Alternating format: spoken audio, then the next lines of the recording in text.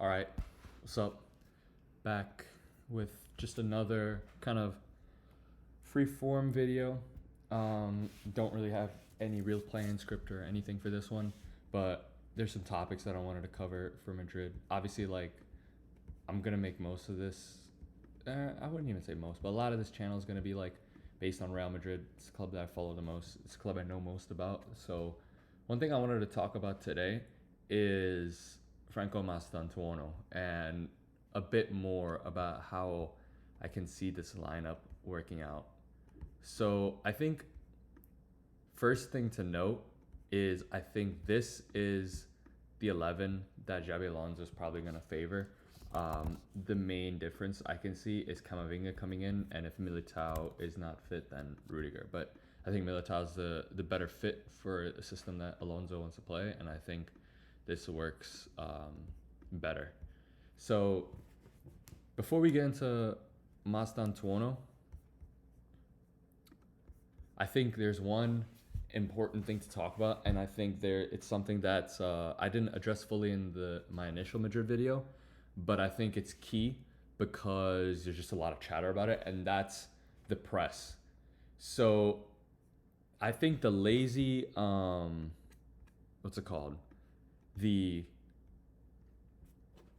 lazy excuse or the lazy kind of perspective or narrative is Vinicius and Mbappe don't put in effort, and that's why Madrid's press is so disjointed and so ineffective. I think this not only singles out two players and completely misdefines what a press is supposed to be and what a rest defense is supposed to be, but it also, you know, isolates two players when again, it's just not the case. So I want you to think about PSG because I think they're the best example of a press, and I want you to analyze kind of their initial start to the season and then their second half. This is again not to push the narrative that PSG were shit in the start and then stellar afterwards in the second half of the season. No, they were great in the first half of the season and they were phenomenal in the second half of the season. Why? Because the full team clicked and Enrique's plan was fully into play. When you want to build something like anything, it cannot be done in a short amount of time, especially something of this scale. A full rebrand, you can even say it, of Real Madrid. It's not going to happen overnight, and it's something that's going to take time. So when you look at that PSG game in the Club World Cup, it's very easy to highlight, oh, Real Madrid, they were shocking pressing, and rightfully so. That's not to say Vinicius and Mbappe are angels in the press. No, they're not. And this goes back to the point that I made last video, the last Real Madrid video, is more effort is needed. But here's the issue with Madrid. Say, we're set up kind of like this. We can even switch it over here to how we were set up in the game against PSG. We were in a 4-4-2.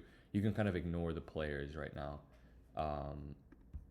I can just actually do quick. There we go.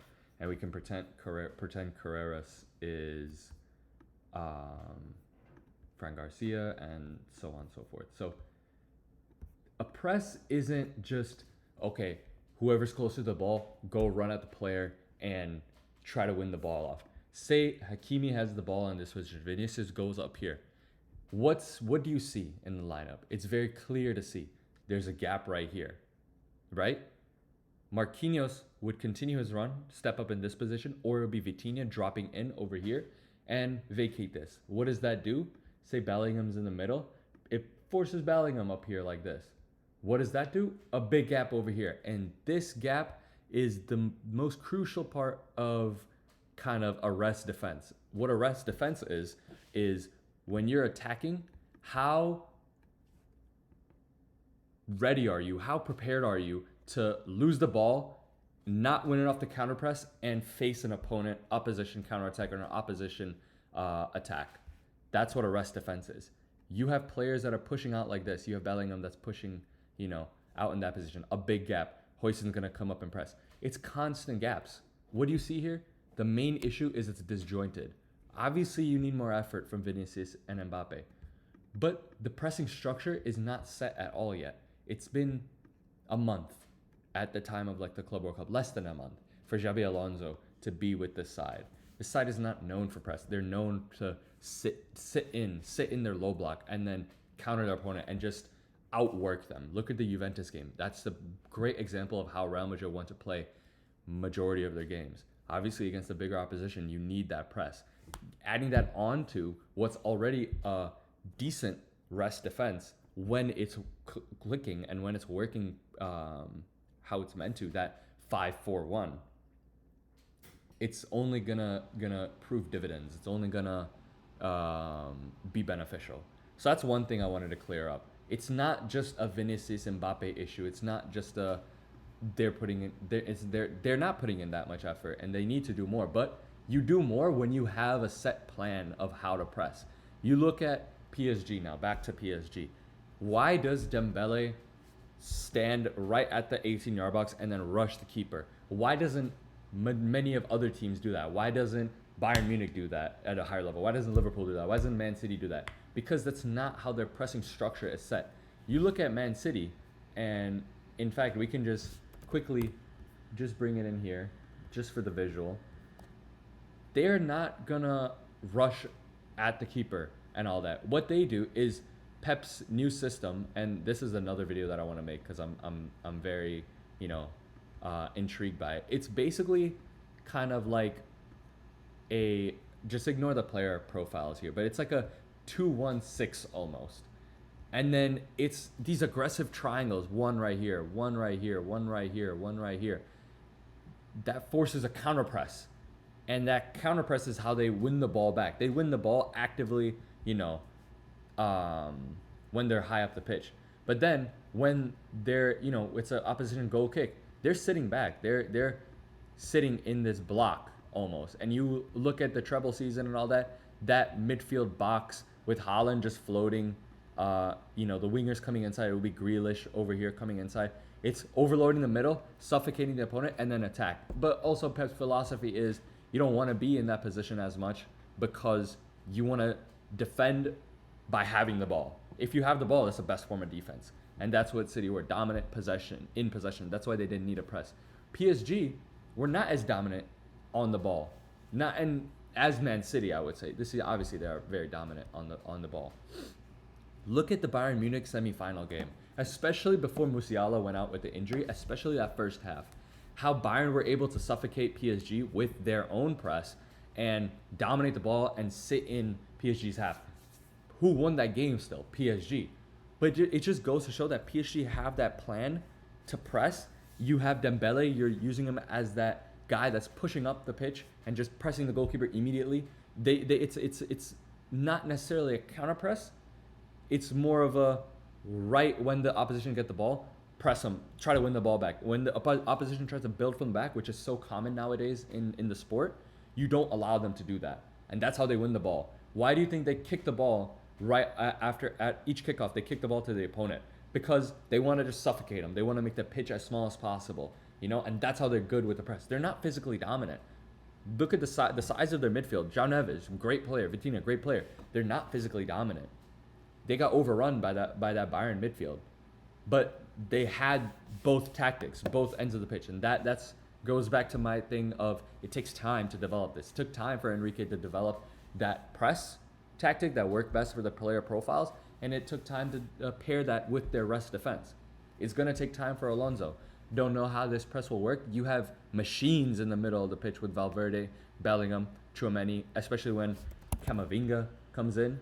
You have three guys that are eager on the counter press. So eager on the counter press. It gives these two leeway to be more up and push more up. That's why I was saying all they got to do, up their effort, they will when you have a plan, when you have a structure. You watch PSG, Mbappe, especially in the season before Messi joined, he was a solid presser. He would, push the opposition line, press the back line. Whenever he lost the ball, he would track back. It's just his lowlights are very amplified, very highlighted. And in this Real Madrid system, it was very player dependent. It's very like, okay, players figure it out on the fly, on the ball, in the game.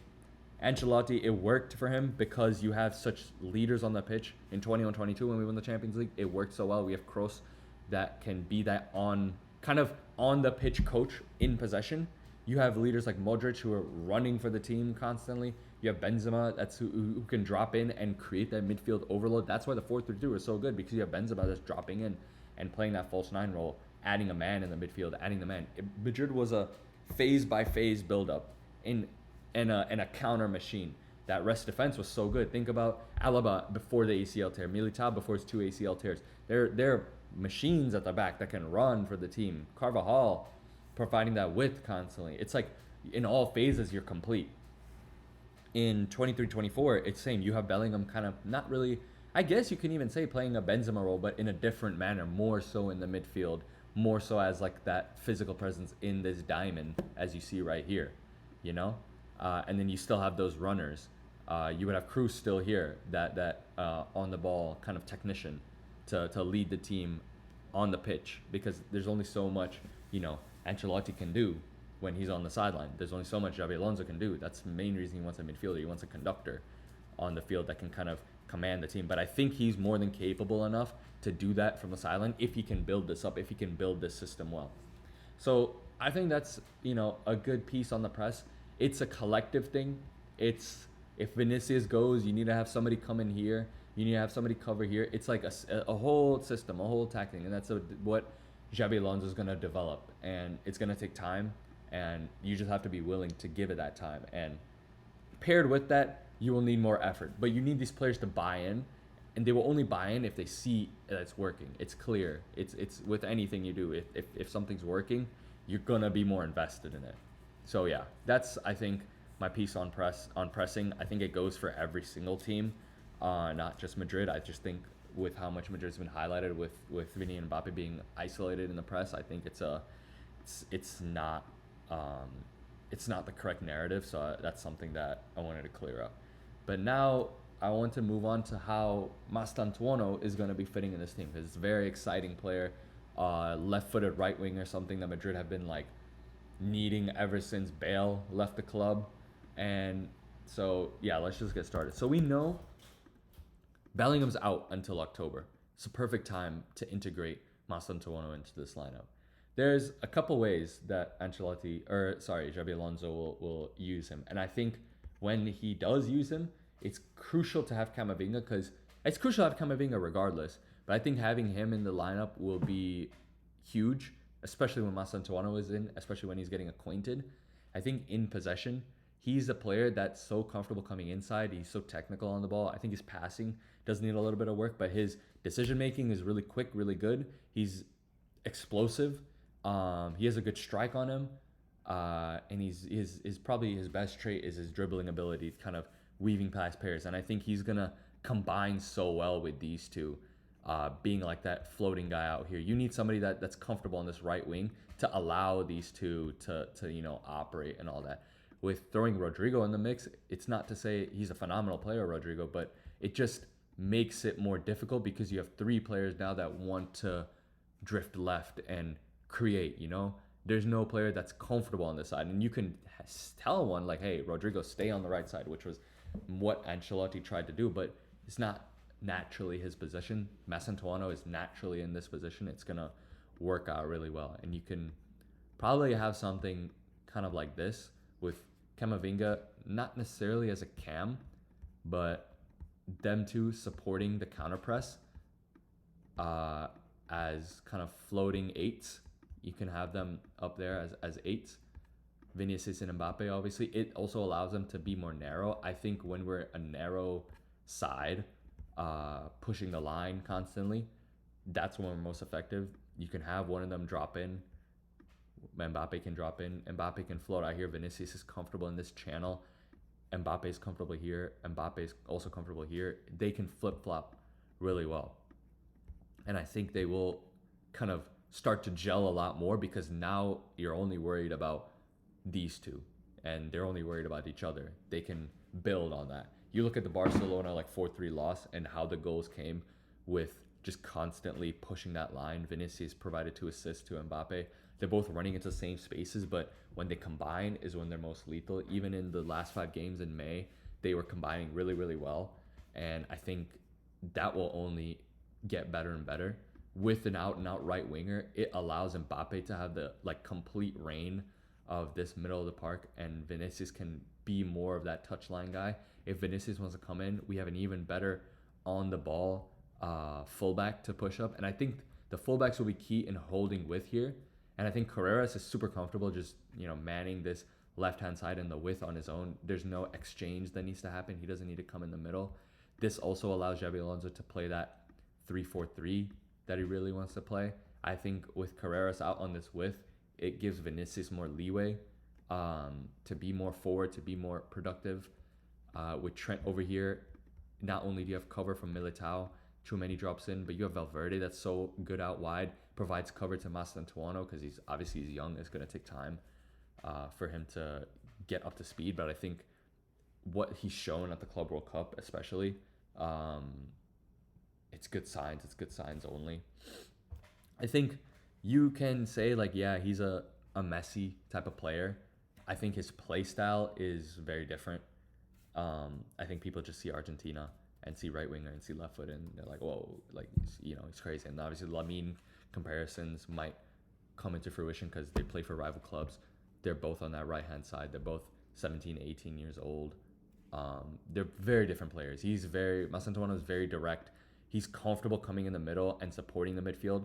He's probably his best trait is that he's relentless in the counter press. Like if he loses the ball, he will come all the way back here to win the ball back. And I think Madrid need that. They need another player, another engine like that. So you have all these, players that can run for the team, and you have Vinicius and Mbappe that can more set the tone and all that. But I'm not gonna go into off the ball too much because I think I discussed that a lot with the pressing. But on the ball, yeah, it allows a lot more flexibility in the lineup. And say you don't want Camavinga there, you want a more, you can have Arda there. Arda, I think, is what he needs to develop most is his physicality, and if he can do that, then I think he'll flourish in this deep lying playmaker role a lot because it allows Tchouameni to have a partner in building up the play. And I think Tchouameni is great at that, but he can't be on his own on that. It's like very few players can be on their own building up and all that. Even when you look at Pedri at Barcelona, he as important as he is as good as he is. He's obviously he's a quality player and he's probably Barcelona's most important player, but he's benefited a lot by the inclusion of De Jong playing deeper. It allows Pedri to move up more. When Bernal comes back, he'll be pushed up even more. It can be even more effective. Just having players that can play off each other and have traits that complement each other just benefits the team. It's a simple concept. But yeah, I think Mastantuano, a lot of help in the midfield, a lot of help out wide. I think even when you want to play that 4-3-1-2, where'd it go? When you want to play this, he can play this role too because you can, again, have them narrow, maybe have him floating underneath right here. And then you have Camavinga, Tchouameni, and Valverde as that cover line. It'll force Valverde into a deeper role, but I think he's kind of comfortable in this all over the pitch, really. Kind of covering ground and all that. And I think Xabi Alonso, as much as Valverde is great for the team in the sense that he can play anywhere, there's places that he's best at, and that's in these spaces right here.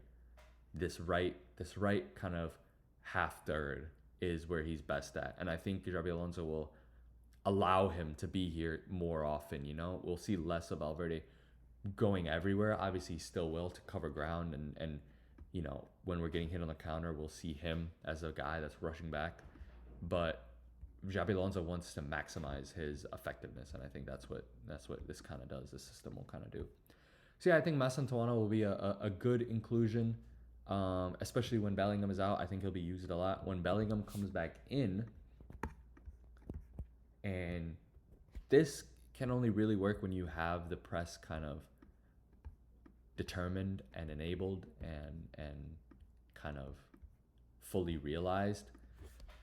You can definitely try this 4-3-3 that Javi Alonso wants to play. We know he wants to play a 4-3-3. He said he wants to play a 4-3-3. But I then again I think it all sets up very similarly with Vinny Mbappe narrow, outlet as Mastantuano, Valverde as the support pushing up. Bellingham will be a more true advanced 8. Tchouameni will kind of drop in, and then you'll have it like so.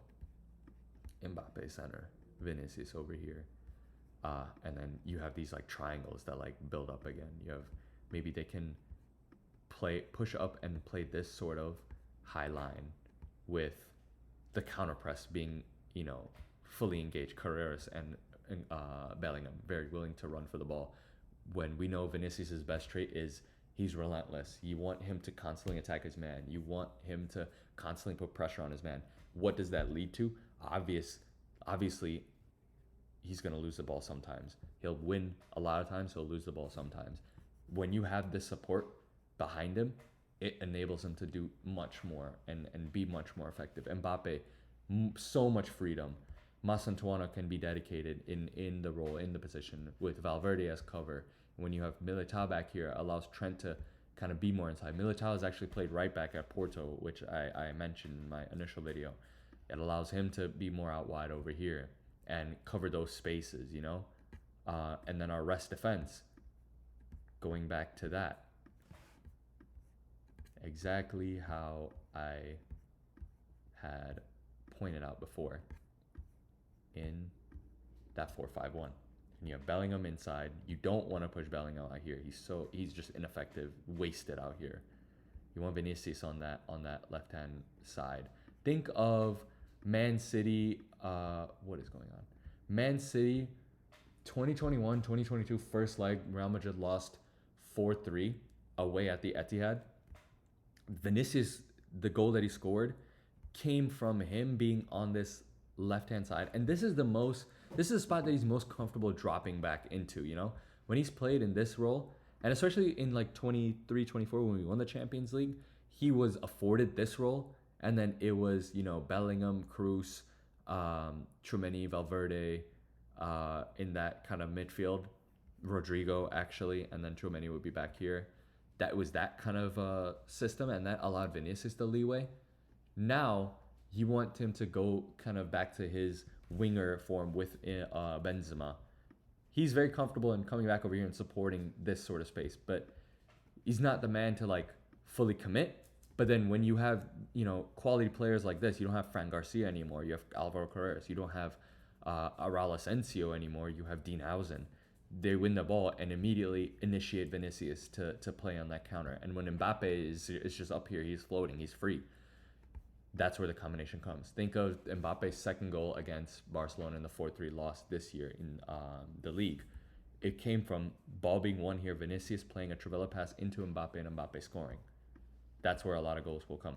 Mastantuano here can also be pushed up. He's direct. He can beat his man very well. He's probably going to be next to Vinicius, our best man beater, in playing against low blocks. He's going to be so effective because he can produce a moment of magic and beat his man, and then kind of his decisiveness is already pretty good.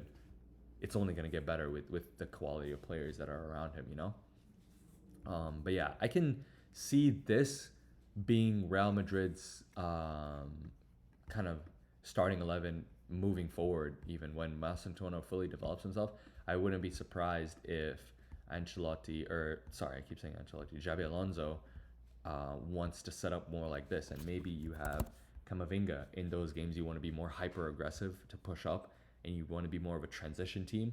You can have Camavinga there that can affect the game in a different way than Tchouameni can. I think Tchouameni's still a pillar. I don't think that will happen often. Camavinga can come in for Valverde. It allows him more rest.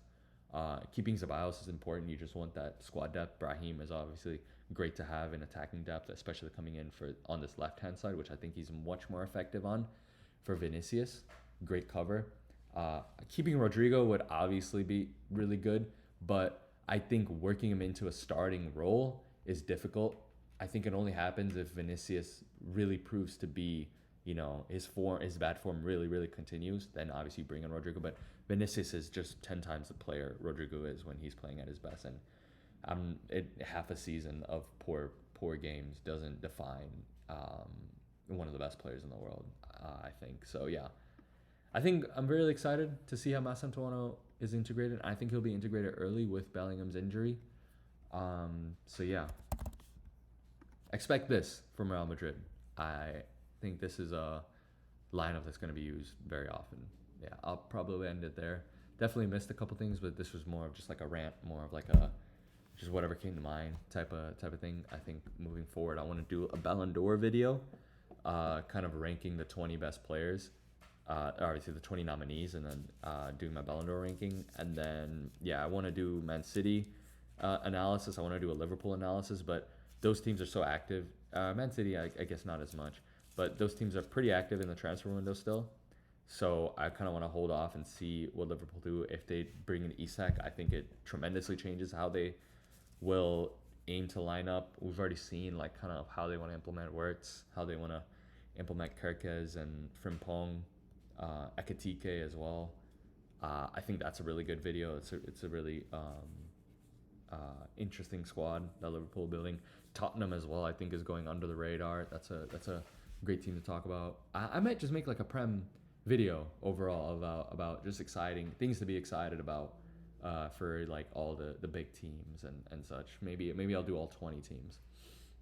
But yeah, I think also Chelsea is one video that I want to make, definitely, especially after their Club World Cup win. But yeah, and then when the season starts, I'm gonna be doing more analysis.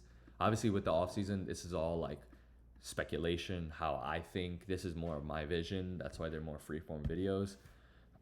When the season starts, I'm gonna be doing more analysis, more kind of game reviews and stuff. And yeah, I'm excited for that as well. So yeah, I'll probably end it there. See y'all.